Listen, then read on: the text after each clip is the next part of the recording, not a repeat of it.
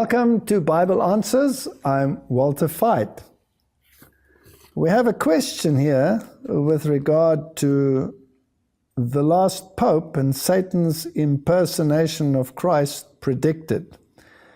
And the question deals with the papacy and the predictions of Malachi that this present Pope should be the last Pope, whether that is so or whether that is not so.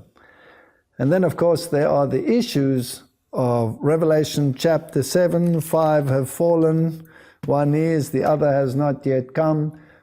Does this refer to a literal sequence of popes since the reinstatement of the Vatican State? And according to this theology, the present Pope would also be the last Pope.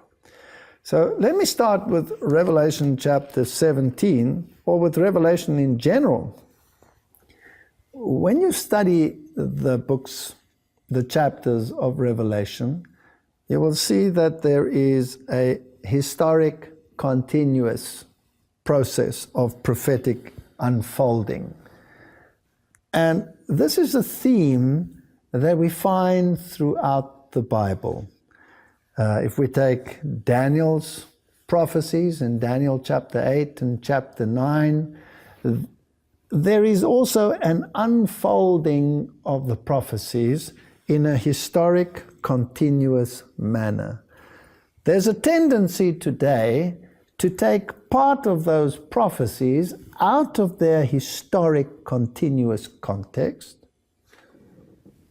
and then to hurl them into the future and give them a literal interpretation at the time of the end, in an eschatological sense. Now, there's a problem with that, because you are breaking the method which is consistently used throughout the Bible, and for no apparent reason, you take a portion of a prophecy and you hurl it into another time frame. Now, if that applies to Daniel chapter 8 and 9, then it must apply to Revelation chapter 17 as well.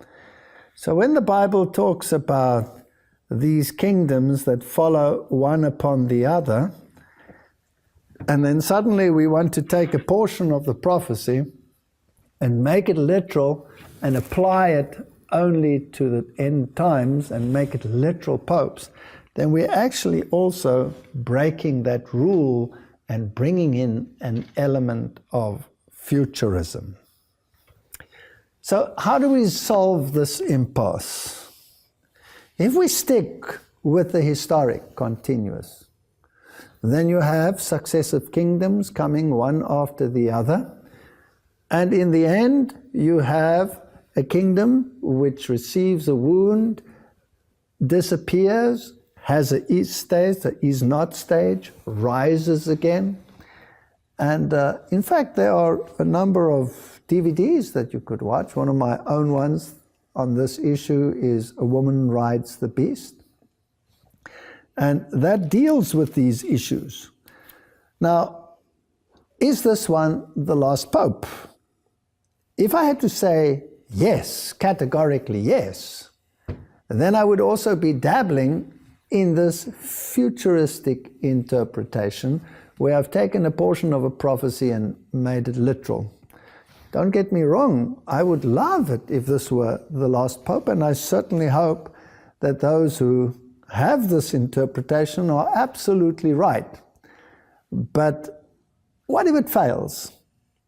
If I am rooted in historic continuous interpretation, it wouldn't shatter my hopes, it wouldn't shatter my theological picture, and I'd be no worse off than I was before. If I ever make them literal and things don't turn out as I would hope that they should turn out, then my faith could be in trouble. So I suggest we stick to the historic continuous interpretation, and we see how it pans out.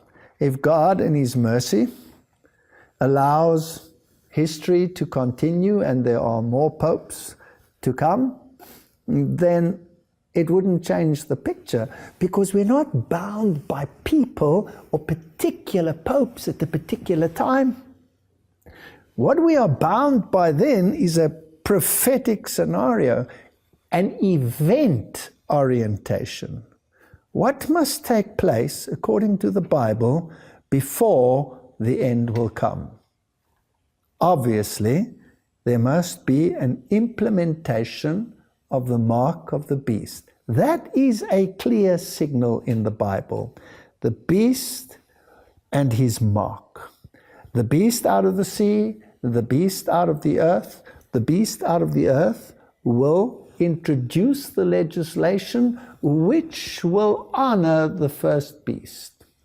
So the Protestant world will enact and enforce, together with the old world, legislation to bring about a decided decision. Are we standing with the commandments of God, or are we standing with the commandments of men?